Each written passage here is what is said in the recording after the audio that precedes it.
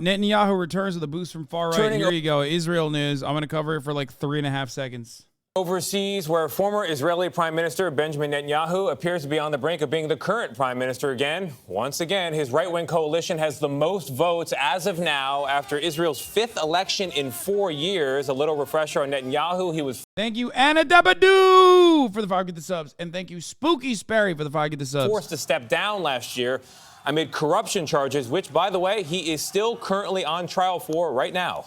Imtiaz Tayyab is following all of it from London. Imtiaz, they're saying it could be the most right-wing government in Israel in years, if not ever. Good morning.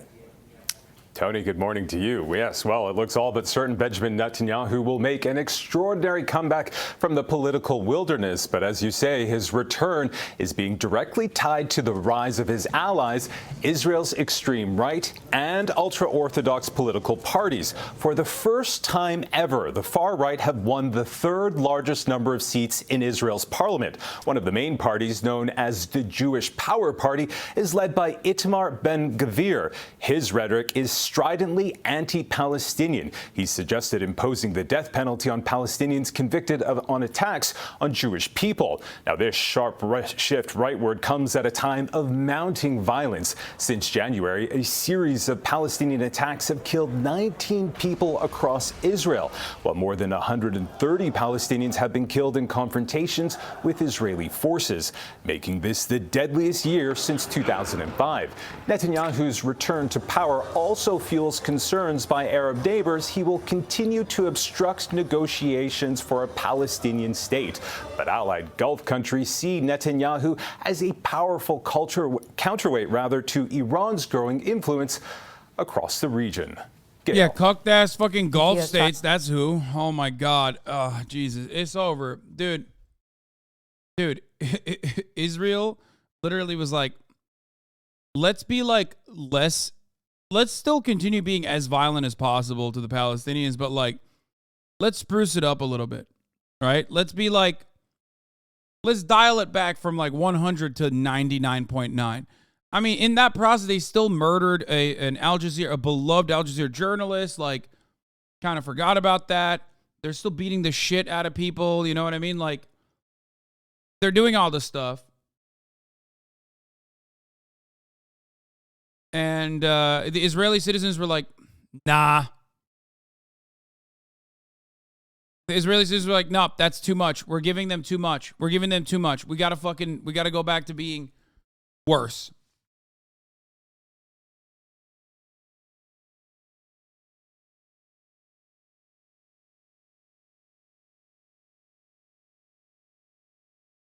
Yeah. I mean, there's nothing you can do. It's just the far right is rising all around. Israel's no different. Let's look at a little bit more into Ben-Gvir though, who is a fucking another round of elections, another set of even crazier, even more extreme candidates. And no, I'm not talking about next week's midterms here in the United States. I'm talking Israel, where they just had their 5th parliamentary elections in less than 4 years. And this guy, Itamar Ben-Gvir, and his party of far-right extremists and racists, as even the pro-Israel group AIPAC has acknowledged they are, look set to make major gains in the Israeli parliament, the Knesset. There's even talk of Ben-Gvir becoming Homeland Security Minister in a new Benjamin Netanyahu-led Israeli coalition government. Yes, Bibi could be back too. More on that in a moment. But look, Ben-Gvir, a man one commentator dubbed the David Duke of Israel, is so extreme that he makes our very own Marjorie Taylor Greene and Carrie Lake and Doug Mastriano look like woke leftists. Let me put it this way. Greene likes to make TV ads where she's holding a gun. Ben-Gvir actually pulled out a gun while on a recent visit to a predominantly Palestinian neighborhood of occupied East Jerusalem and urged Israeli police to open fire on Palestinian protesters throwing stones. He claims it was in self-defense. Greene says she wants to deport illegal immigrants, calling it an invasion. Ben-Gvir wants to deport citizens of his own country, Palestinians. It's so funny when like Americans don't understand how like Israel's racism meter is dialed up to like 700 times. Because like for you just look at Israel and you're like, oh, what? There's like, you know, some gay people there, nice beaches. They're just having fun. Like, because American media never covers the absolute fascist psychopathy that goes on in the Knesset. That is just a part of permanent existence in Israel. Okay? That like this sort of shit. I mean, this sort of shit's like too much even for Israel. Okay? Which is saying something because, again, Israel actively doing occupation, actively doing, colonial violence, actively maintaining an apartheid state. Oh.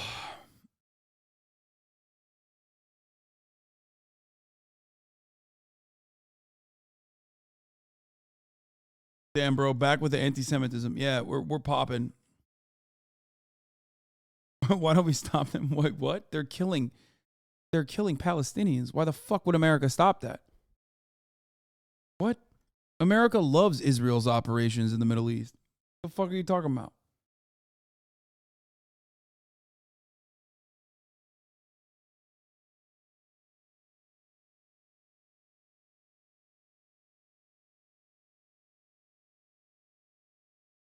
Because the victims in this circumstance are brown people, okay? The victims in this circumstance are Muslims, they're Palestinians, they have no rights, they have no liberty, they have no one in their corner.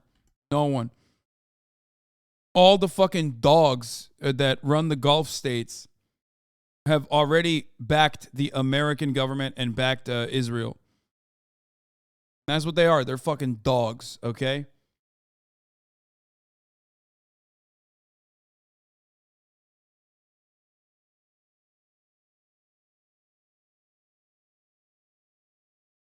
From 17 and serving the Israeli military is mandatory for about 3 years. They start drafting you at 18 and you really can't do anything about it. Even if you object to occupation and conscientiously object serving, basically doing war crimes for 3 years, they put you in jail for at least a year as a tactic to insert fear. Yeah. My favorite Taylor Swift account actually quite literally went to jail for being a conscientious objector. Citizens of Israel, that is. Those who he says oppose the state of Israel or are... But you understand this hate didn't grow out of nowhere. Yeah, motherfucker, I know the long history of Israel's colonial actions backed by and promoted by other colonial powers like, England, the British Empire. Yeah, I know. It's called the Nakba. That's where the resentments began. And that was the first strike, I would say. Or you can go before the Nakba as well. But the Nakba was the first big blow, 1948. Purging the fucking country of Palestinians and then taking their fucking houses.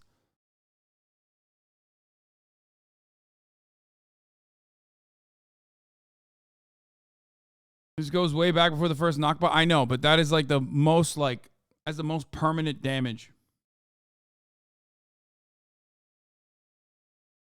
Disloyal to it. Stripping them of citizenship is his plan. They must be expelled, he has said.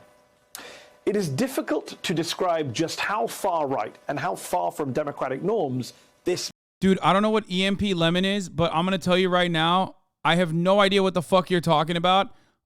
If you don't shut the fuck up and stop asking EMP Lemon over and over again, I'm going to permanently ban you. Okay? Stop.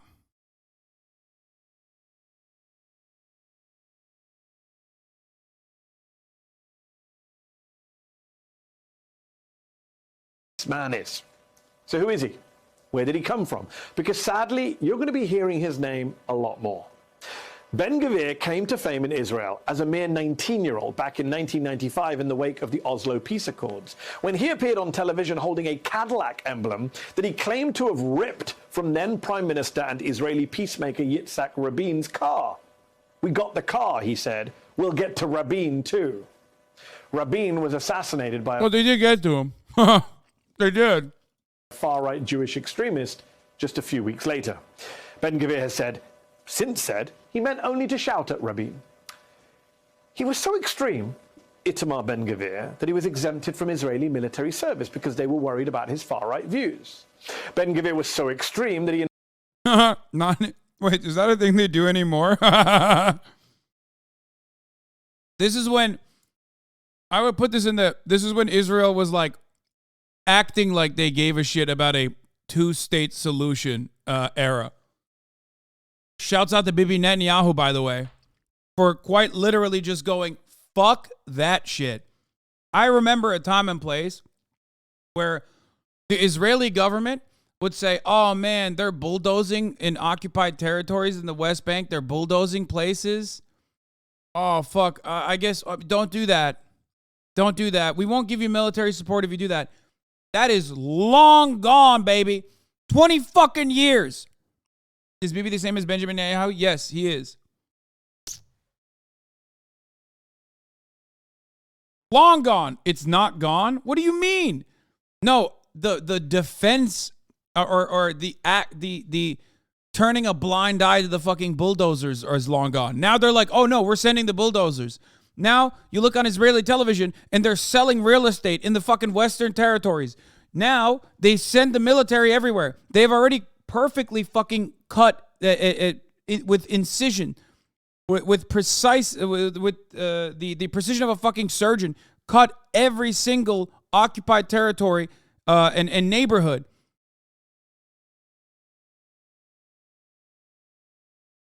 Yeah, I mean, IDF did do this. You're right. The IDF ran over a peaceful American protester with a bulldozer in broad daylight.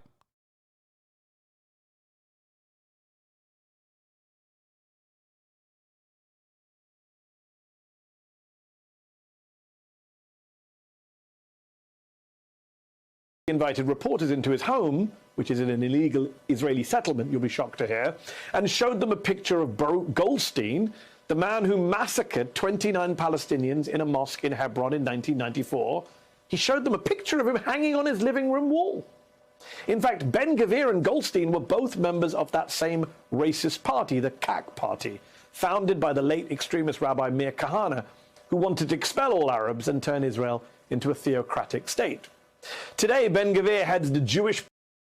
Like, that's just so normal now. Like, even if people still say, no, he was an extremist, it's like when fucking Republicans say, like, no, the KKK, those guys are crazy. But then literally believe everything the KKK also believes. You know what I mean? That's basically like the Israeli right now.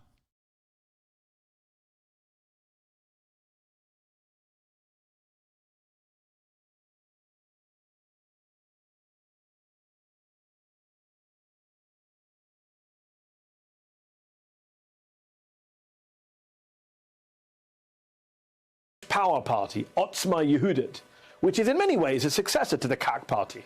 Oh, and he's also a practicing lawyer, an attorney for some of the worst people. As one Israeli news website points out, in his job as a lawyer, Ben-Gvir has represented numerous Jewish Israelis accused of conducting violent attacks against Palestinians, including the convicted murderer of the Dawabshe family who were burned in their home. Over the last 30 years, Ben-Gvir himself has faced over 50 criminal charges and been convicted on 12 of them, including racist incitement and support of a terrorist organization, 2 charges that are rarely pursued against Jews in Israel. The fact that, as one Israeli commentator puts it, these days Ben-Gvir wears a suit and a smile, or as his own spokesman says, he's grown up, doesn't change how dangerous he remains. In fact, the most dangerous demagogues are the ones with charisma and passion, the ones who know how to cleverly normalize the abnormal. This is how Ben-Gvir, right now, describes... What? Stop saying. Oh, person's making a joke.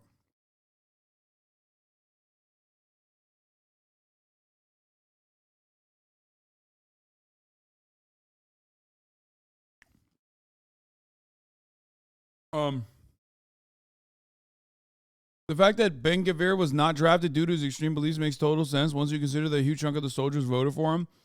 That's what I'm saying. Like, back then, in 1995, they were like, oh, man, you're too extreme. Now I feel like you have...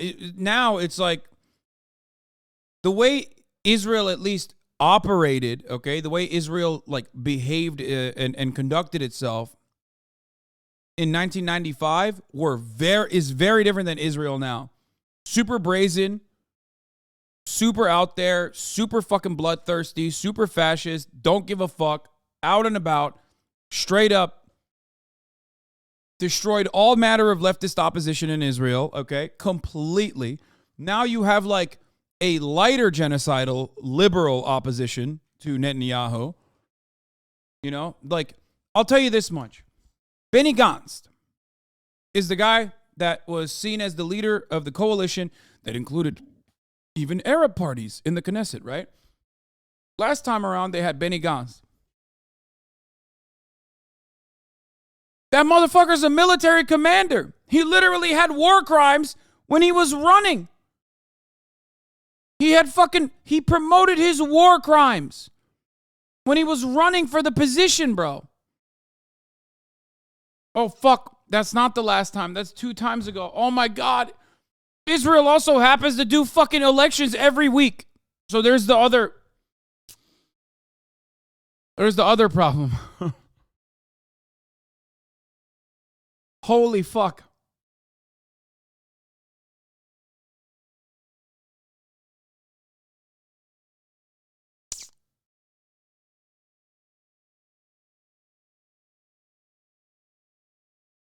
Do you think Hamas is an actual threat to Palestine? What do you mean an actual threat to Palestine? Hamas is nothing. But unfortunately, when you have nothing, it's everything you have. Okay? The fuck do you mean? Bro, have you seen what Gaza looks like? It is an open air prison. Okay? Where, you know, a lot of the people are 14 years old. Some of the highest population density, never-ending bombing campaigns within Gaza. The fuck are they supposed to do? They have nothing. It's literally an open-air concentration camp. They have nothing. So they try to fight back.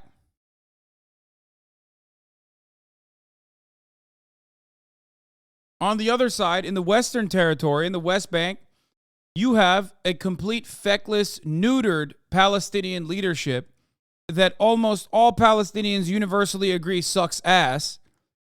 And on the other side, you have people engaging in legitimate self-defense. Like, yeah, they're homophobic or whatever the fuck, right? They're fundamentalists. They are. But like, that's what happens when your life is shit. That's what happens when you have to fucking get bombed every week. And also, the invention of Hamas was also an Israeli invention. Hamas was seen as a fundamentalist counterweight to the socialist revolutionary Palestinian groups. That's the reason why it was funded by Mossad.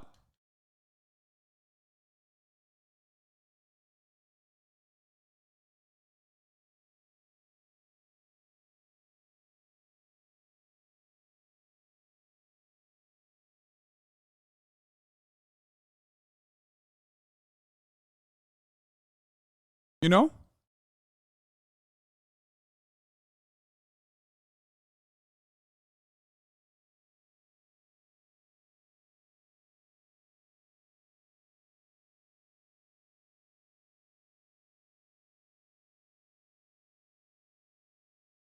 It's just they're getting more. Is this a biased take? Yes, bro, I'm biased. Yes. I am 100% a biased person on this matter. I'm biased. I'm biased towards Palestinian liberation. I'm biased towards Palestinian emancipation. When I see a statistic like 91% of teenagers living in the fucking Gaza Strip have PTSD as a consequence of endless bombing campaigns, I can't help but feel like the people doing those war crimes should be held accountable, but never will.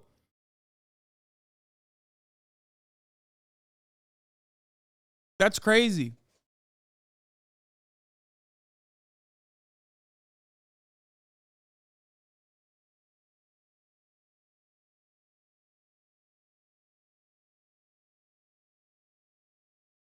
Isn't it odd how much this take intersects with the material conditions behind the 1350 myth? Just like the position is consistent or something? Yeah, when you have nothing, Hamas is the only thing you have that is like providing some semblance of retaliation to a country that took your territory, robbed you of your home, and is literally routinely bombing you. You know? It's crazy.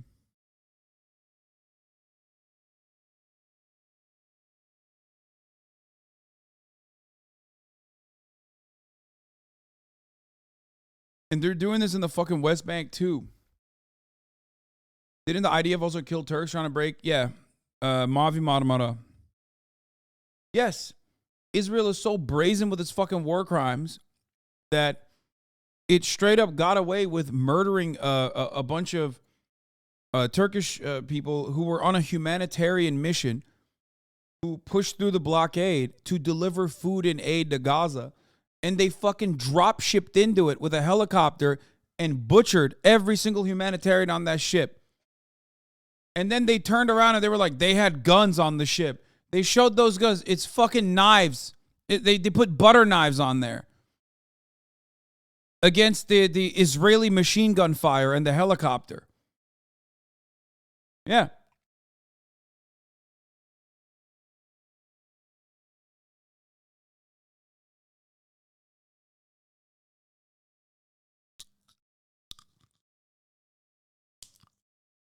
Palestinian members of the Israeli parliament who he refuses to work with. What are we talking about? Muslim brothers, they're outlaws. These people in the state of the government of Israel were there. These people are terrorist supporters. These people support the fact that any Jew who lives here will live under some sort of an Islamic regime. They are a danger, an enemy, so I don't sit with Basur Abbas. And yet, to quote the Washington Post, Ben-Gvir has gone from political untouchable in Israel to marquee attraction. How? Thanks to Benjamin Netanyahu. Yeah, Benjamin Netanyahu, not even in this last election cycle, but in general, over the course of the past fucking 20 years when he was in power, has turned Israel into somehow even more of a bloodthirsty nation. Okay? A nation that was built, most nations are built on bloodshed. Let's be fucking real, right? But Israel's development is so recent, and Israel's development is such an obvious fuck you to everyone else that was living in that region, where, like, obviously the last imperial superpower decided to, as it was getting out of the fucking way of the next imperial superpower, decided to do something that was immensely brutal and unjustifiable to the people that were living in an area. First, they went to the landowners and said, hey, we're going to buy these lands off of you, okay? And you're just going to do mass evictions. Then, that wasn't enough. Then they went directly to the fucking homes and killed people. And to this fucking day, they say, we don't know the exact numbers of people that just, relocated on their own volition. It's crazy.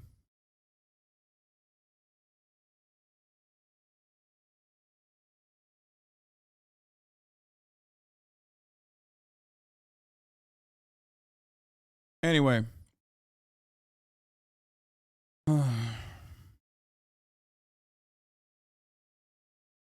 I'm not going to lie.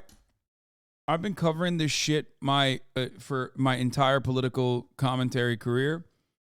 And up until the last lawn mowing operation, that's what they call it, cutting the grass, when they go into fucking Gaza and they bomb it. Just to keep them down a little bit, just to help them recognize their place.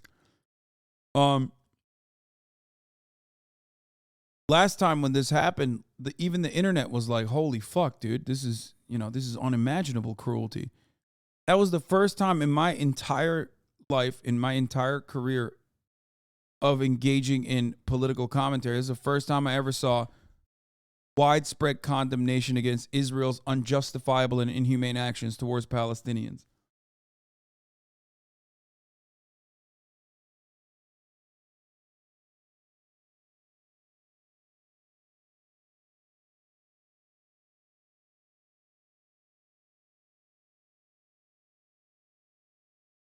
Anyway. Honestly, it's fucking shameful that a few descendants of Holocaust survivors are repeating the sins that were wrought upon them. Disgusting. First of all, there's plenty of Holocaust survivors and their descendants that do not appreciate the actions of Israel. So don't do that. Don't say that. That's not true. There are plenty of Jews that do not believe that the actions of Israel are justifiable.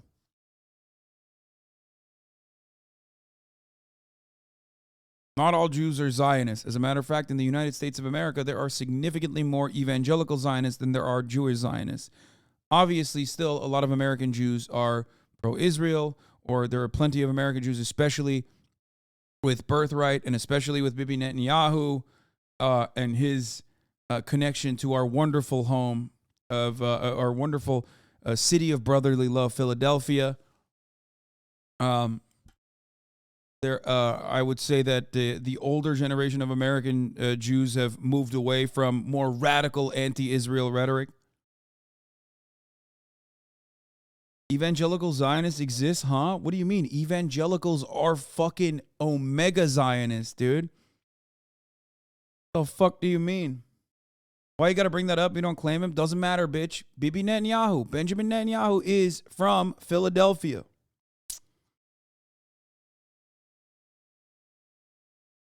That's true. He's a Philly ass motherfucker, bro. That's true, dude. He is.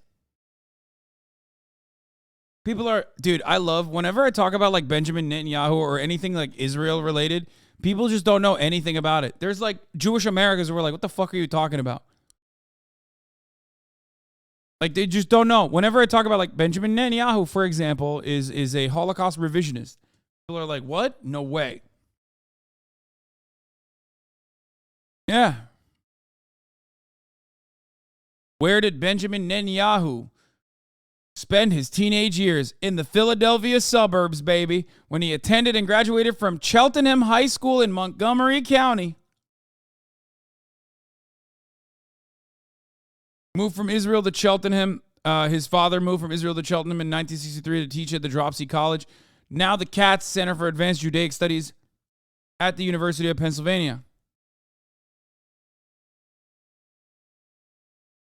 In 1967, he served in the IDF elite unit. He returned to Israel to serve in the IDF's elite unit, where his brother died, but unfortunately he did not, on that famous operation on, what was it, Ethiopian soil? Where'd they go? Because Israel has a policy where, like, two brothers cannot be on the same operation. In Entebbe, yeah.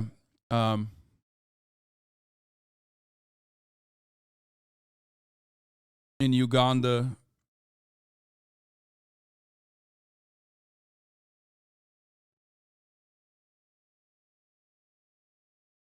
So it's kind of like how you LARP as a Californian when you're really a New Jerseyite. It's a hate crime in the UK to criticize the occupation because they adopted a new definition of anti-Semitism that includes criticism of Israel. Yeah, I don't care. Luckily in America, we haven't gotten to that point yet. Even though all these motherfuckers that talk about free speech. All these motherfuckers that talk about free speech out here, the only two people that spoke out against the BDS, the anti-BDS legislation all around the country were, and I hate to say this because she is a fucking fossil, Dianne Feinstein and Bernie Sanders. That's right. For those of you who don't know, Dianne Feinstein and Bernie Sanders are the only two, like, mainstream Democratic politicians or just mainstream politicians in general that spoke out against anti-BDS legislation. Fun fact for all of you.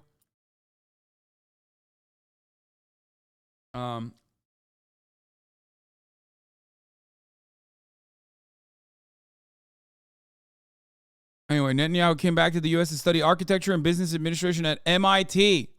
Then he got a job in Boston. But he went to Israel following the death of his eldest brother, who was killed in attempting to free hostages from the hijacked Air France airliner in Uganda. And that's it.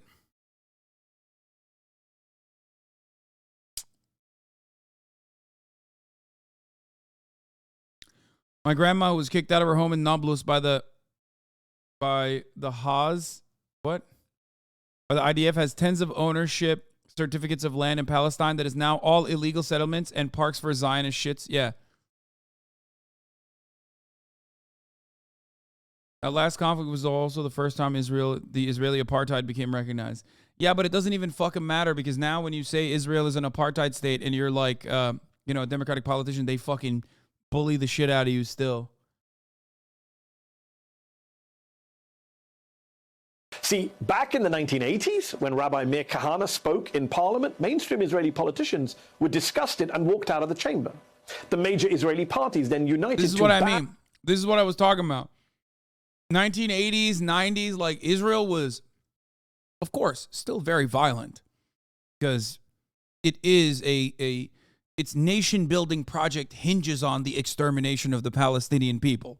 So, of course, they were still automatically pretty fucking violent. It's like America. You know what I mean? It's identical. America has a lot of white supremacist values baked into its fundamentals. That history doesn't just go away. You can't just whitewash it, right? But at least on its face, despite the incredibly violent actions, they still made it seem like settler occupation, settler terrorism, illegally going into fucking Palestinian territory and like building a house. That was something that they turned a blind eye to. Well, that's gone now. They're just very openly in favor of it. And Kahane's CAC party and designate it as a terrorist group.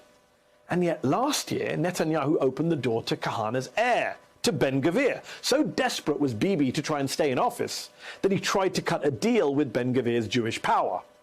So just as Donald Trump opened the door of the Republican Party and American politics to all sorts of outright racists and nativists and even fascists, to all sorts of weird cranks and loons, his pal Netanyahu shamelessly and recklessly did the same in Israel. Oh, and just as Netanyahu is on the verge of returning to office in Israel, even while in the midst of a criminal corruption trial, don't rule out Trump doing the same here in the US come 2024, regardless of whether Merrick Garland ever gets round to bringing charges against him. To be honest, some of the parallels between Israeli politics and American politics and the shift to the far right are kind of spooky right now. Israel is, of course, a top ally of ours, we are constantly told. Members of Congress on both sides of the aisle tell us that all the time. Joe Biden stressed our shared values with Israel just last week while hosting the president of that country. We're going to discuss the ironclad commitment, and this is, I'll say this, 5. He ain't wrong when he says America and Israel have shared values. It's just that those values are fucking dog shit, okay? That's the point. Those values are brutality. Those values are endless occupation, an apartheid state. Those values are fucking anti-Muslim existence, okay? The eradication of Muslims. Those are the fucking U.S. virtues. Those are the U.S. values that are identical. 1,000 times in my career, the ironclad commitment the United States has to Israel based on our principles, our ideas, our values. They're the same values. Well, Itamar Ben-Gvir's values are certainly not our values, American values, or at least... Oh, come on, Mehdi. Stop. It is our values, brother. It's the same. I think if you are as critical as I am of the United States of America, you understand exactly where we're coming from with our allegiance and seemingly, undying loyalty to Israel. It's the same. We're brothers in bond. We're brothers in blood. We have the same enemies, okay? And that's it. Shouldn't be. So let me say this. It makes no sense for America. And another country that both Israel and the United States supported that was also identical to our existence was apartheid South Africa. It's not a fucking, it's not a coincidence, okay? Like, why? Why were we so in favor of apartheid South Africa? Why was the State Department in favor of apartheid South Africa? Why? It's the same shit. Those are our homies. They're doing the same shit we want to do.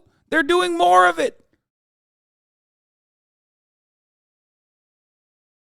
American liberals or progressives to fight the rise of fascism here at home while giving it a pass abroad, giving it a pass when it's on the rise in a country that we're allied with, a country we like, whether it's Israel or India or Turkey. We need to call out fascists and authoritarians and racists wherever they're on the march. On the fault in your logic is that the supposedly controlling population in the U.S. is disappearing fast, as shown from census to census. Wait, what? Are you fucking stupid? I'm not talking about white people, you fucking pasty loser. I'm talking about capitalists, dumbass. Shut the fuck up. Apartheid, or Jim Crow South segregation, is simply a method to divide and conquer the working class at the behest of capitalists. God damn, bro. Motherfucker just came in and immediately started doing great replacement theories.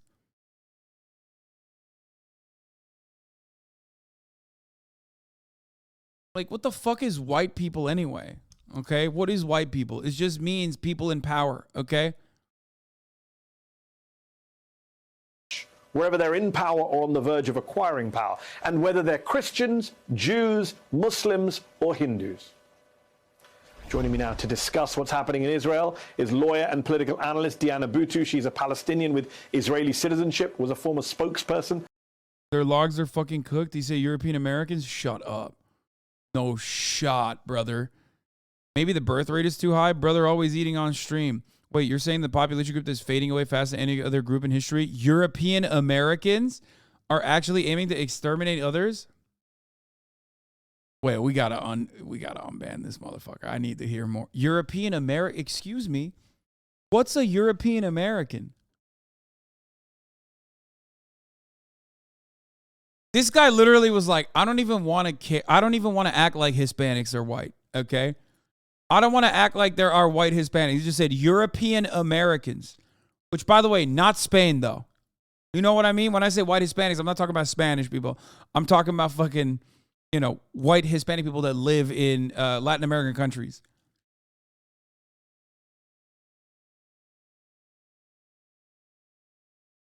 No Italians. No Italians, no Spanish. No Portuguese. Nope.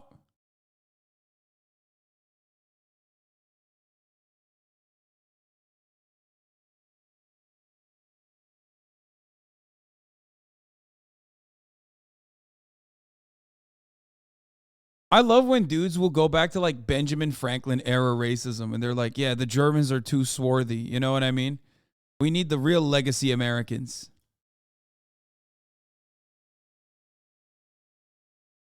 Just white Anglo-Saxons and the French, because Benny wanted to fuck French women. Literally. The French were considered white under Benjamin Franklin's point of view because he wanted to fuck French pussy, okay? That is straight up true. He said Germans were swarthy. He said the Swedes were swarthy. He said the only real whites are the English, the Anglo-Saxons. He said this is an Anglo-Saxon nation. We don't want them swarthy Germans in here. Maybe the French can come. Why? Because I like to wear a raccoon outfit and go fuck French ladies.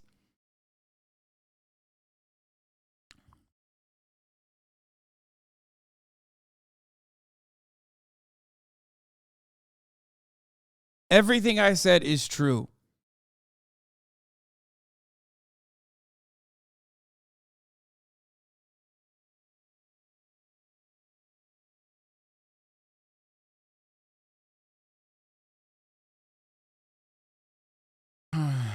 How did you reduce me saying European Americans, a multitude of ethnic groups from Russia to Portugal, as some antiquated racist Anglo-Saxon thing? What did you mean about European Americans, man? You just wanted to say white. Shut the fuck up. You're talking about white people. You're like saying that Americans are, white people in America are only coming from Europe. You're literally trying to do great replacement theories over here, being like, oh, these are white people, these are white people. And notice how that concept is interchangeable, because Benjamin Franklin considered only white people to be fucking Anglo-Saxons and maybe some French women that he wanted to fuck. The point is, whiteness is a fucking concept that is absolutely made up, that is built around maintenance of power, okay? That's why you said European Americans instead of saying white, but we know what you mean.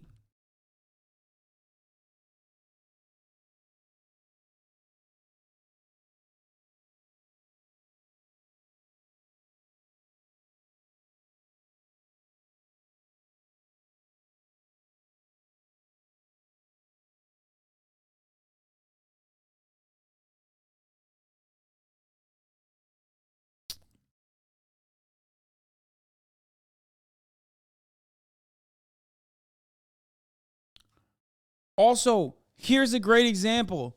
How do white people disappear? Well, I'll tell you how. You're going to say immigration. But there's another way that white people disappear. It's called race mixing, miscegenation. Are you against race mixing and miscegenation? Is that what you think is bad? They're not being replaced. They're just not as fucking psychotically obsessed with racial purity. They're not cousin fucking as hard as you and your dumbass cousin fucking ancestors were, I guess. I'm from the EU. Sorry, I don't understand how this was controversial. There are Asian Americans. There are so many European Americans. This was not coming from a weird angle. Oh, he's just European, bro. Yeah, think about whatever European country that you're in, okay? It's the same shit. Think about Muslim immigration instead of other forms of immigration, I guess.